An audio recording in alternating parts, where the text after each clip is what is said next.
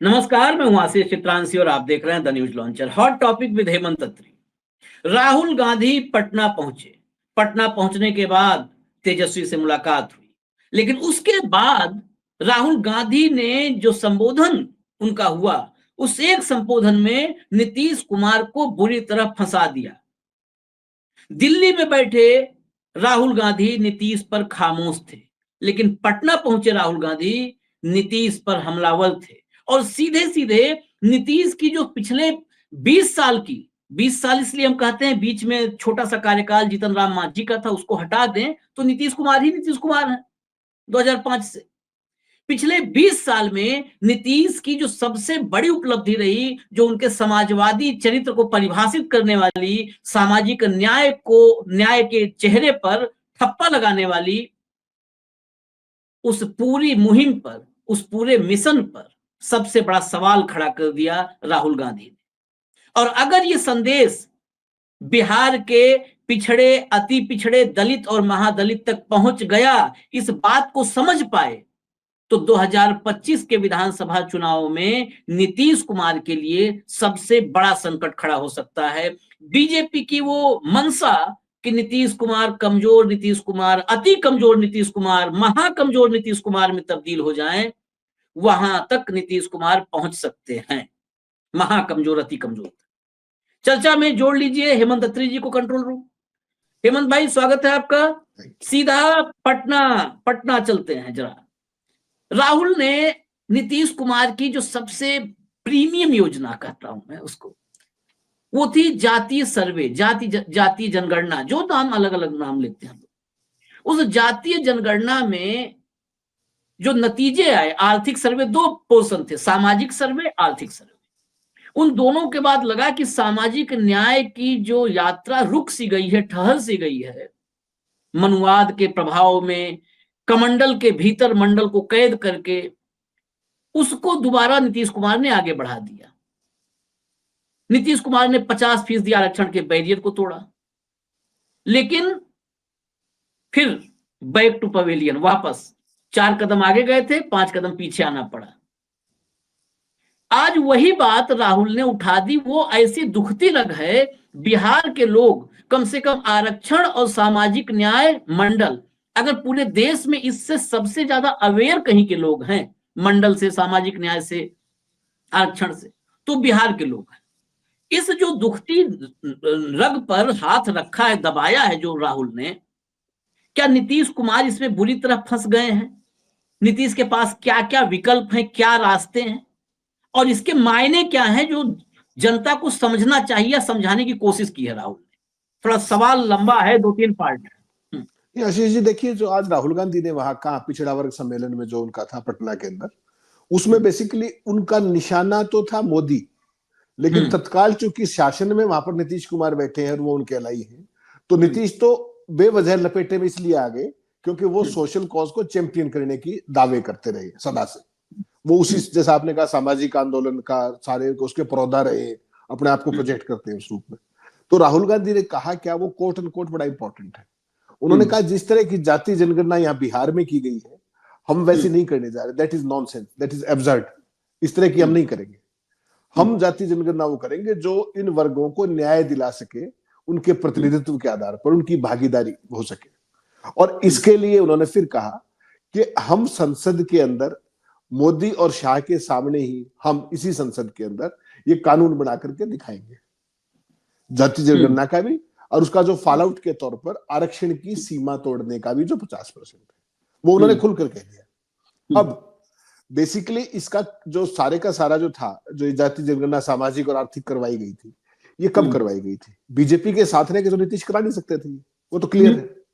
तो जब अपने क्या नाम है, तेजस्वी साथ थे, आरजेडी का साथ था, उस समय पे ये सारा कार्यक्रम हुआ था। उसकी भी कुछ हद तक उन्होंने क्रेडिट भी लिया था, तेजस्वी ने, लेना भी चाहिए भाई, सरकार में थे, उन्होंने कहा हमारे दबाव में कराया गया था, उन्होंने वो सारे आंकड़े भी पेश किए थे, सारी बात। लेकिन उस घटनाक्रम के बाद आरक्षण बढ़ाने की बात की गई, आरक्षण बढ़ाया भी गया, और पहले पटना हाई कोर्ट ने स्टे कर दिया, और उसके बाद सुप्रीम कोर्ट ने उस स्टे को कंटिन्यू रखा ऐसा कि आप ऐसे नहीं कर सकते। अब ये ओनस, अगर वहां तक बात रहती तो उसमें तेजस्वी भी फंस जाते, अगर वो उसके लालाई होते तो। अब तेजस्वी को तो छोड़ के नीतीश बाबू फिर पलटी मार गई, और पलटी मार के कहां टिके? बीजेपी के अंदर। बीजेपी के अंदर आए, एक बने हुए कानून, उसको अगर दिल्ली में 9वीं अनुसूची में नहीं डलवा पा रहे तो इसकी जिम्मेदारी किस पे आएगी? इसकी जिम्मेदारी आएगी नीतीश पे और बीजेपी पे। राहुल गांधी का पूरा खेल ये है कि वो सामाजिक जो इशू है ये आरक्षण का, और जो ये भागीदारी और हिस्सेदारी वाला जो मसला है, इस सारे में बेसिकली ये दिखाएं कि मोदी जी जो कहते हैं वो करते नहीं, और वो आज भी मनुवाद के वाहक है। आज भी उन्होंने जो अपने भाषण में आरएसएस बड़े चीफ का तमाम चीजों का जिक्र किया, लेकिन उसका जो नेट टेक अवे था वो ये था कि राहुल गांधी, कांग्रेस पार्टी, और आपने बिल्कुल सही कहा, जब उस फंक्शन में गए, वो दूसरे फंक्शन में अभी जाने वाले हैं कार्यकर्ताओं के पास, उससे पहले वो तेजस्वी से मिले। तो निश्चित तौर पर दोनों पुराने एलाई है, सबसे पुराने एलाइज में से कि कांग्रेस, लालू की उनकी कभी बिगड़ी नहीं उस शक्ल में, तो सारी चर्चा करके गए होंगे और दोनों उस पर सेम पेज पे हैं। तो इसका मतलब बड़ा साफ है कि राहुल गांधी ने समय से पहले बिहार के चुनाव की टोन सेट कर दी, कि टोन सेट करने की कोशिश की है कि देखिए ये बात तो करते हैं सामाजिक न्याय की, और जो आरक्षण इन्होंने आरजेडी के साथ मिलकर के वो कानून बना के प्रावधान बनाने की कोशिश की थी, वो स्टे हो गया, और उसको केंद्र के सहयोगी होने के बावजूद भी ये कुछ नहीं कर रहे हैं। आप समझ रहे हैं बात को? ये है पूरा खेल राहुल गांधी का। उनको नीतीश को कुछ नहीं लेना देना, उनको नीतीश तो एक बहुत स्मॉल फ्राई है, वो इस बार चुनाव में निपट रहे हैं, सबको पता है। जो वहां पे शरद पवार का हाल किया गया है, जो उद्धव ठाकरे का हाल किया गया है, वही हाल इनका भी होने वाला है, इसमें कोई शक मत मानिएगा। बिहार में काम होने वाले, तो उनका टारगेट नीतीश नहीं है, नीतीश के जरिए मोदी है। जो जो अमित शाह क्या कहते हैं कि प्रधानमंत्री हमारे ओबीसी से आते हैं, तो ओबीसी प्रधानमंत्री होते हुए भी इनको अपना जातिगत जनगणना के भी वो आ गए, और आर्थिक सर्वेक्षण का भी आ गया बिहार में, उसको कराने में सैकड़ों करोड़ रुपए खर्च भी हुए, लेकिन उसका नेट आउटकम क्या हुआ? उसके बेसिस पे जो आपने आरक्षण बढ़ाने की बात की वो स्टे हो गया, तो सारी एक्साइज डिफीट होगी ना वो। इसलिए राहुल गांधी ने इसको बिहार तक सीमित नहीं किया। उन्होंने कहा हम जैसे ही सरकार में आएंगे कभी दिल्ली में, तो हम संसद के अंदर कानून बना करके जाति जनगणना कराएंगे जो कि इफेक्टिव होगी, और उसके बेसिस पे हम 50% के आरक्षण की सीमा को तोड़ देंगे। ये जो चीज है, ये बेसिकली निगाहें वहां है नीतीश, क्योंकि वहां पे बिहार में बोल रहे हैं, लेकिन निशाना दिल्ली पर है।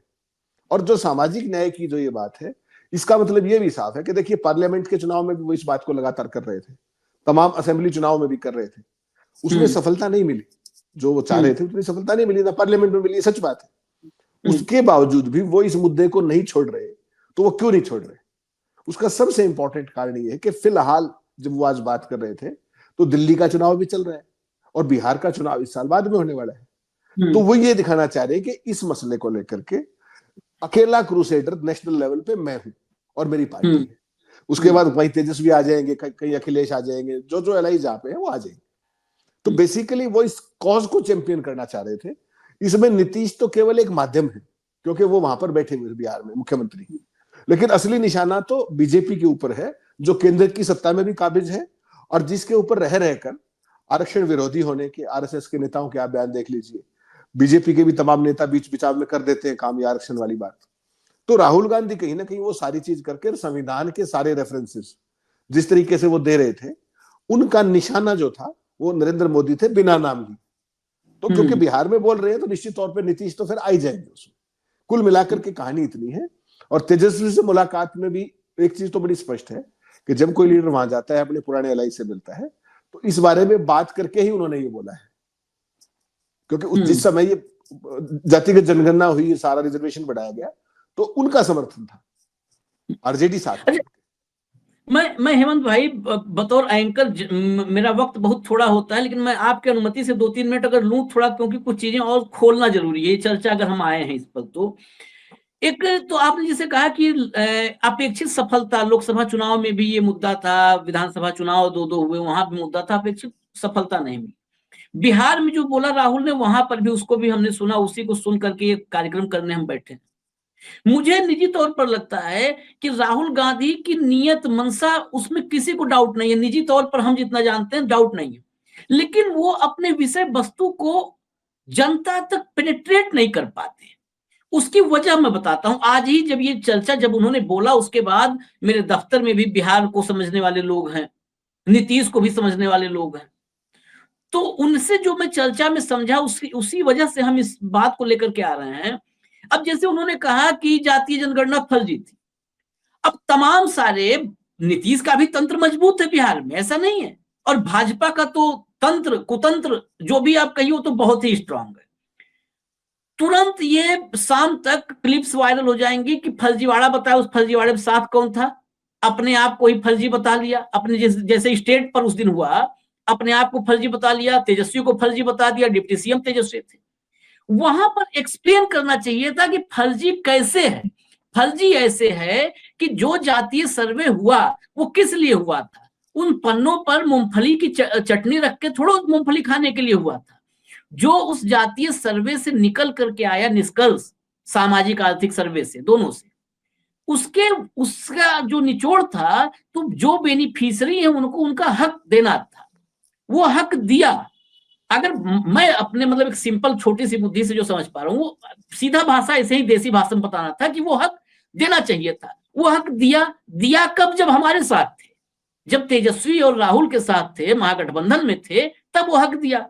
महागठबंधन से हक देने के बाद महागठबंधन से दूर गए, और फिर उस हक पे डाका डाल दिया गया, रोक लग गई। पिछड़ों और जो है दलितों का जो आरक्षण बढ़ा था वो रुक गया। अदालत ने कुछ भी किया, वहां पर फिर मोटा मोटी ये बात कहीं नहीं आई। ये समझाना चाहिए था कि जिसकी बैसाखी पर केंद्र सरकार, मोदी जी आज प्रधानमंत्री हैं तो दो व्यक्ति की वजह से हैं, नीतीश और नायडू। नायडू अपना हक से ज्यादा सूद ब्याज समेत निचोड़ करके ले रहे हैं, निचोड़ ले रहे हैं इससे। तो फिर बिहार वाले नीतीश कुमार क्या फॉर ग्रांटेड है? ये बिहार को फॉर ग्रांटेड कर दिया है, बेच दिया है, गिरवी रख दिया मोदी के जेब में, मुट्ठी में। क्यों नहीं 9वीं अनुसूची में डलवाया कि हम इसी शर्त पर समर्थन देंगे कि बिहार के पिछड़े, अति पिछड़े, दलित, महादलित, इनके हक के लिए जो मैंने सर्वे करवाया था, उस पर जो मैंने फैसला लिया था, ये फैसला कायम रहेगा, आप डालिए 9वीं अनुसूची में, तब समर्थन लीजिए। लेकिन ये तो घुटना टेके बैठे करें 9वीं अनुसूची से और कुछ निकाल दो, हमें कोई फर्क नहीं है, हम तो जी 2 बार गलती हुई थी, अब यहीं रहेंगे, यहीं नाक रगड़ के रहेंगे। ये बात राहुल के भाषण में बड़ा क्लियर नहीं पेनिट्रेट किया कि एकदम सीधा पिछड़े, दलित, महादलित, अति पिछड़े तक पहुंचा पाए। मुझे यहां पर राहुल की एक फॉल्ट नजर आती है साफ साफ। वो चाहे उनकी नहीं, उनके साथियों की भी है कि वो ग्रास रूट लेवल तक नहीं ले जा रहे। हेमंत भाई, आशीष जी, ये राहुल गांधी की कम्युनिकेशन का इनबिल्ट प्रॉब्लम है, ये पहली बार नहीं, बिल्कुल सही कह रहे हैं आप। इसी में अगर 2 लाइन और जोड़ते हैं कि उन्होंने इसको फर्जी क्यों कहा। आपने कोई काम किया, कोई एक्सरसाइज की, उसके बेसिस पे जो एक्शन लिया जाना चाहिए, उस एक्शन का अगर आपकी टीम को लाभ नहीं मिला तो वो कार्रवाई फर्जी होगी। तो इसको उस तरीके से एक्सप्लेन किया जाना चाहिए कि ये सर्वे कराया गया, इसमें इतना खर्चा हुआ, इसके बावजूद ये एक्शन लिया गया, उस समय हम साथ थे, और हमारे जाने के बाद इसको डिफेंड नहीं किया, बिना शर्त केंद्र को समर्थन दे दिया। जो बिहार के जो हित थे, बिहार के आम आदमी गरीब के हित थे, उनको गिरवी रख दिया, और उसके कारण ये सारी कवायद फर्जी हो गई। इसकी आर्टिकुलेशन का ये तरीका है, बिल्कुल सही कहा। यही चीज राहुल गांधी की सबसे बड़ी प्रॉब्लम है। अगर आप कभी भी देखेंगे, जब उस दिन उन्होंने कहा इंडियन स्टेट, तो स्टेट का मतलब तंत्र था, उसको स्पष्ट कर देते एक लाइन में और। लेकिन अच्छा, उस दिन तो बोल भी अंग्रेजी में रहे थे, तो कहीं ना कहीं ये स्पीच राइटर का कह लीजिए, या जिस तरीके के आर्टिकुलेशन आप करते हैं उस तरह का। लेकिन इसकी सही चीज ये थी कि भाई नीतीश कुमार के सामने मोदी जी ने बिहार को कितनी बार पैकेजेस की बात करी, सेंट्रल यूनिवर्सिटीज की बात करी, अब इस मसले की बात करी। तो मोदी जी को किस बात का समर्थन दे रहे, बिना शर्त समर्थन क्यों दे करके आत्मसमर्पण क्यों कर रखा नीतीश कुमार ने? इसका आर्टिकुलेशन वो वाला था जो आप कह रहे हैं, लेकिन वो नहीं किया। तो अब सवाल ये है कि इस जो काम अधूरा रह गया है, अभी तो चूंकि चुनाव की टोन सेट कर रहे थे आज एक तरीके से, वो एक पिछड़ा वर्ग सम्मेलन था, सारी चीज है, तमाम तरह के लोग थे, और भी ऐसे कार्यक्रम होंगे, नीतीश अपना तेजस्वी के साथ भी तमाम चीजें होंगी। लेकिन आपने जो कहा, अगर वो सारी बात प्रॉपर आर्टिकुलेशन में होती तो वो ज्यादा इंपैक्ट होता, उसका ज्यादा कांग्रेस वर्कर्स को एक संदेश मिलता कि ये हमारे लीडर ने कहा, इसको हम लेकर के लोगों तक जाए। तो इसको थोड़ा सा खोल के बताना चाहिए था, ना कि सीधा फर्जी कहने से कोई बात नहीं बनती। ये फर्जी कैसे है, इस फर्जीवाड़े की लागत कितनी है, ये फर्जीवाड़ा क्यों हो गया? बीजेपी के पहले ये ठीक था, जैसे ही बीजेपी के साथ गए आपने सरेंडर कर दिया अनकंडीशनल। तो ये सारी चीजें अगर बताते तो ज्यादा उस पर एक कहते हैं ना अट्रैक्शन भी मिलता उसको और न्यूज कवरेज भी मिलती। अब ये बिल्कुल एक रटा रटा ऐसा जैसे हो गया बात।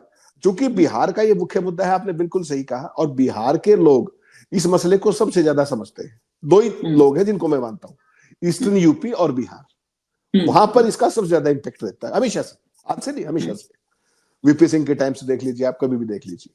तो ये बेहतर होता कि उसको उस तरीके से रखा जाता। हर जगह वो घूम घूम के जो बात करते हैं वो इतनी ही बात करते हैं जो उन्होंने आज की। इसमें आज जो मुझे लगता है कि आज मोनोटनी तोड़ के 2-4 लाइन और बनती थी कि भाई ये हुआ है, क्योंकि बाकी तो नेशनल लेवल पे बोलते हैं। आज स्पेसिफिक इलेक्शन गोइंग स्टेट थी पटना, तो उनके पास एक बेहतर मौका था इस टोन को इसके साथ सेट करने का, इन फैक्ट्स के साथ सेट करने का। हो सकता है अभी शाम को वो मिल रहे हैं अपने वर्कर्स वगैरह से, अभी जब हम बात कर रहे हैं तो उनका कार्यक्रम चल रहा होगा दूसरा, हो सकता है उसमें कुछ निकल करके आए। और नहीं तो तेजस्वी यादव तो है इन सारी बातों को रखने के लिए बेसिकली फॉर द टाइम में। उसके बाद कब आते हैं, किस रूप में लेके चलते हैं, चुनाव को देखना पड़ेगा। जो आपने बात कही ना चंद्रबाबू नायडू की, देखिए चंद्रबाबू नायडू और नीतीश में एक बेसिक फर्क है। हमारे बहुत सारे मीडिया के साथी नीतीश के बारे में आज वो ये करेंगे वो करेंगे, तमाम बार मेरी आपकी चर्चा होती है। आज हकीकत यह है कि नीतीश कुमार ने केवल और केवल बीजेपी के साथ जाकर के ये जो अपना मौजूदा कार्यकाल है यही भली भांति पूरा हो जाए, उनकी इच्छा मुझे तो ये लगती है। आज की तारीख में वो दोबारा पलटी मार पाएंगे, ये हमें दिमाग से निकाल देना चाहिए। अगर उन्होंने सोचा भी तो उनका विधायक दल भी नहीं मिलेगा, उनका संसदीय दल भी नहीं मिलेगा, और उनकी वो गत होगी जो वहां पर उड़ीसा में पटनायक साहब की हुई, मान के चलिएगा आप। तो नीतीश कोई पलटी वल्टी मारने की उनकी ना कोई हैसियत आज की तारीख में, ना कुछ और है। वो केवल और केवल ये अपना कार्यकाल पूरा करके, उनकी कोशिश ये है कि कहीं उनको अगले चुनाव के लिए जो चुनाव आएगा विधान का, उसमें उनको मुख्यमंत्री प्रोजेक्ट कर दिया जाए। आप मेरे से लिख के ले लीजिए गारंटी, बिल्कुल प्रोजेक्ट नहीं करेगी बीजेपी। जैसे महाराष्ट्र में उन्होंने किया, सेम पैटर्न वो यहां लगाएंगे। और नीतीश कुमार, तय मान के चलिए एज मुख्यमंत्री नीतीश कुमार की आखिरी पारी है जो अभी चल रही है, ये भली भांति पूरी हो जाए, मेरा तो इतना ही मानना है। ठीक, तो उसमें असली जो टारगेट, कोई कुछ भी कहता रहे, तमाम चैनलों पे मैं देखता हूं सोशल मीडिया पे, बहुत ही गैर जिम्मेदारी की बात है कि फला मुहूर्त निकाल दिया, 14 तारीख आ गई, अब 18 आ जाएगी, उस दिन ये हो जाएगा। I don't agree, I don't subscribe to it. Merit की बात यह है कि जिस दिन नीतीश कुमार ने, करना छोड़ दीजिए आप, जिस दिन सोच भी लिया ऐसा, उनका विधायक दल नहीं मिलेगा, उनका संसदीय दल भी नहीं मिलेगा। उनकी पार्टी के अंदर किस तरीके से अमित शाह ने अलग अलग जगह पर कौन कौन लोग बिठा रखे, मुझे बताने की जरूरत नहीं है आपको। तो नीतीश को ओवररेट करने की कोई आवश्यकता नहीं। नीतीश अब एक डूबता सूरज है। वरना जो आपने कहा बहुत महत्वपूर्ण बात है बिहार के लिए, देश, नीतीश 20 साल से राज कर रहे हैं, उसके बावजूद भी बिहार के सोशल पैरामीटर्स में कौन सा सुधार हो गया भाई? आम आदमी के जीवन में क्या बदलाव हो गया? प्रधानमंत्री ने कहा कि मैं कितना पैकेज दूं, 1 लाख, 1.5 लाख, 2 लाख करोड़ किया था, कितने पैकेज ले लिए उन्होंने प्रधानमंत्री से? कितनी सेंट्रल यूनिवर्सिटी खुल गई? अब आप किस बात का सामाजिक न्याय का आप अपने झंडा बरदार बताते हो खुद को, तो आप उसको 9वीं सूची में क्यों नहीं डलवाते हो?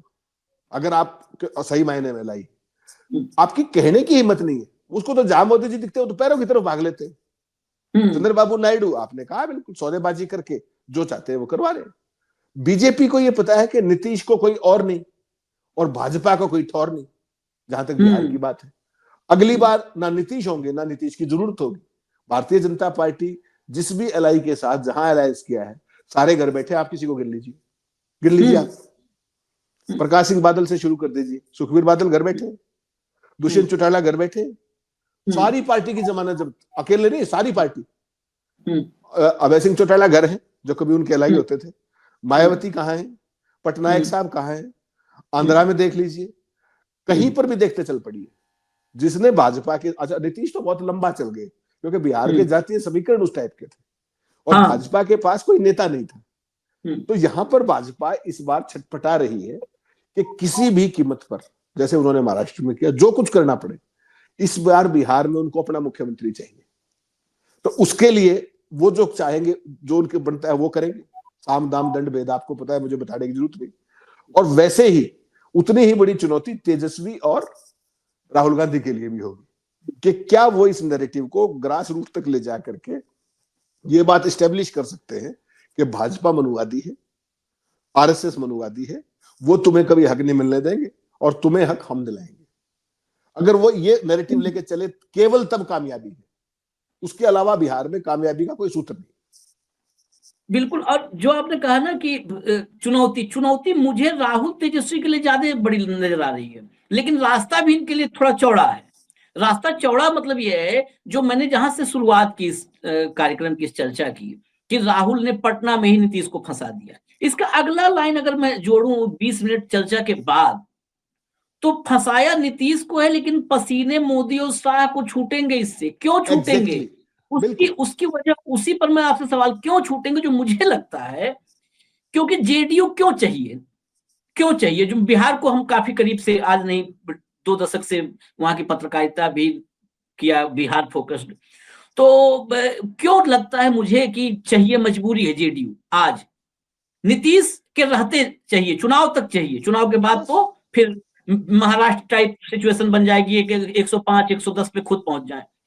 वो इसलिए चाहिए कि बीजेपी का बिहार में आरजेडी के पास सबसे बड़ा डेडिकेटेड वोट बैंक है। वो चुनाव जीते, सरकार बनाए ना बनाए, 20 साल से सत्ता से बाहर है भले हैं, लेकिन डेडिकेटेड वोट बैंक, मतलब मुस्लिम यादव का वो, कि हाँ ये हैं तो हैं। भाजपा के पास सबसे छोटा डेडिकेटेड वोट बैंक है बिहार में। नीतीश के पास पार्टी रहने तक ही वो वोट बैंक है, लेकिन है।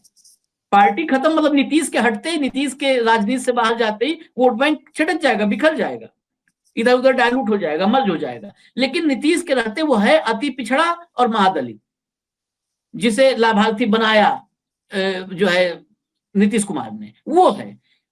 अगर भाजपा का डेडिकेटेड वोट बैंक आप देखेंगे बिहार में, तो एक कायस्थ है, वो 1% के आसपास भी नहीं है। कायस्थ, भूमिहार और ब्राह्मण कुछ हद तक। कायस्थ, ब्राह्मण, भूमिहार, ये जो है राजपूत बिहार में सत्ता देखता है किधर है, तो सत्ता के साथ मूव करता है। तो ये मतलब यही है, कुल मिला के यही है। और अगर ये पूरा मैं मान लू, राजपूत, भूमिहार, ब्राह्मण और कायस्थ, तो इन सबको जोड़ लोगे तो आप 15% पहुंचना मुश्किल होगा। सबको जोड़ लोगे, सब को हम मान ले डेडिकेटेड, तो 15% पहुंचना मुश्किल है।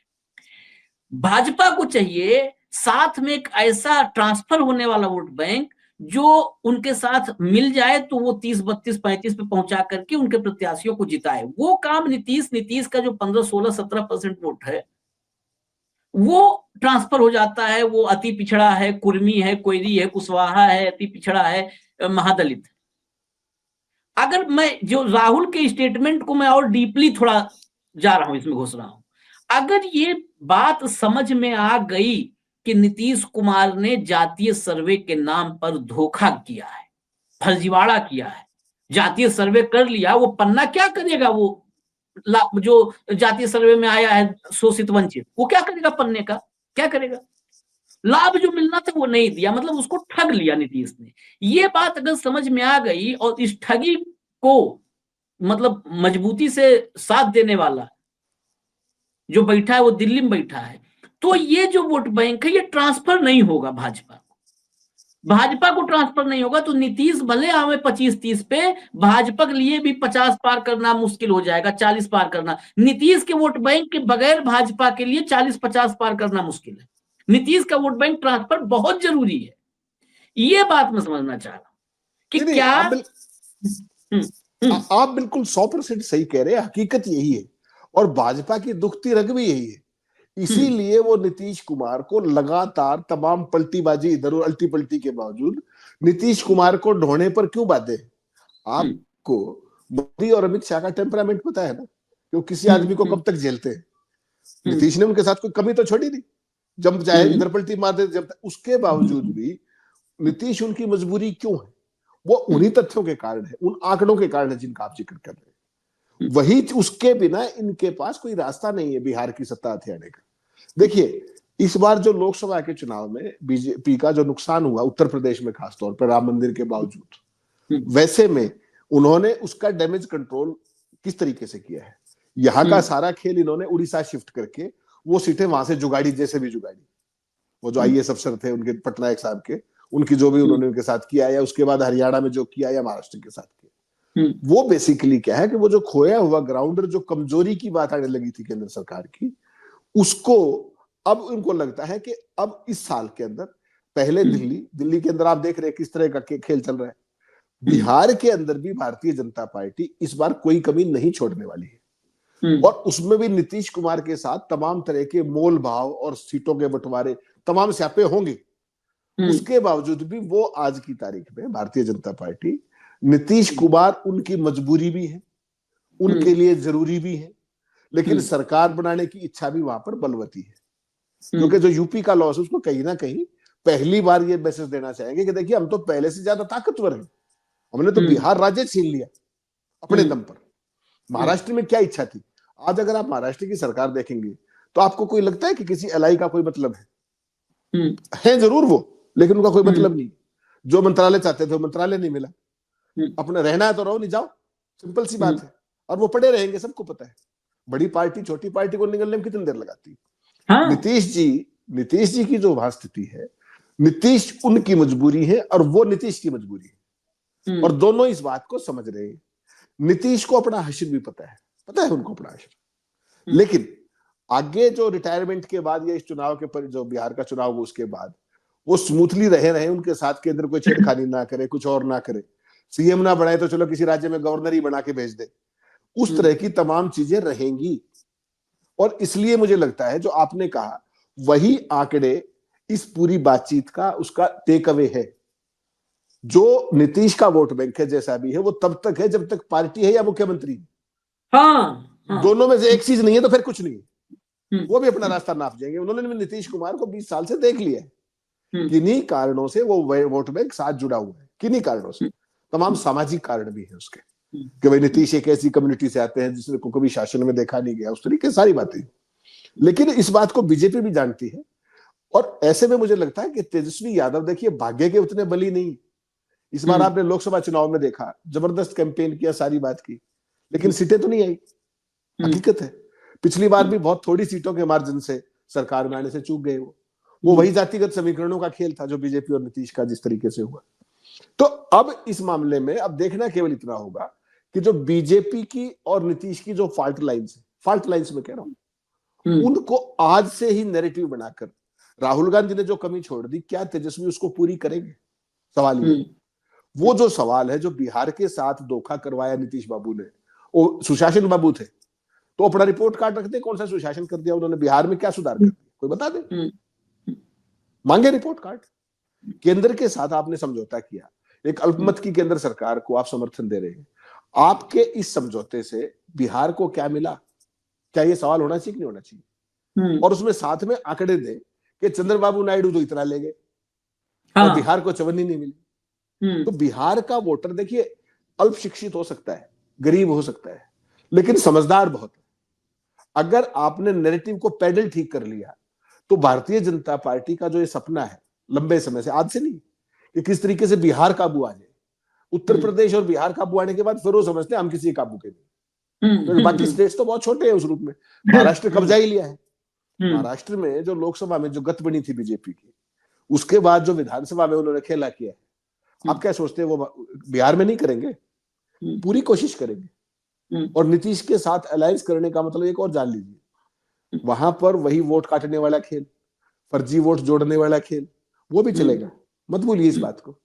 तो तेजस्वी को और कांग्रेसी जैसे भी है, जितने भी कांग्रेस है वहां पर, उनको इस बात पर भी नजर रखनी पड़ेगी कि वो खेला कहीं बिहार में तो नहीं हो रहा है कि बड़े पैमाने पर मुसलमानों के वोट काट दिए या यादवों के वोट काट दिए, जैसे यूपी के बाई इलेक्शंस में भी देखा आपने।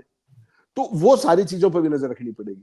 बेसिकली बीजेपी आज की तारीख में नीतीश को ढो रही है तो बिना कारण नहीं ढो रही है। और नीतीश ये कार्यकाल पूरा करने के लिए नीतीश ने इतनी पलटी मार ली कि उनके पास अब बीजेपी के अलावा कोई विकल्प नहीं। लेकिन हकीकत में आप देखेंगे जो चुनाव लड़ने लायक मुद्दे हैं और बीजेपी को जो समर्थन दिया है नीतीश ने बिना शर्त के, वो कहीं ना कहीं आने वाले चुनाव में बहुत कमजोर कड़ी साबित हो सकती है, बीजेपी के लिए भी और नीतीश के लिए।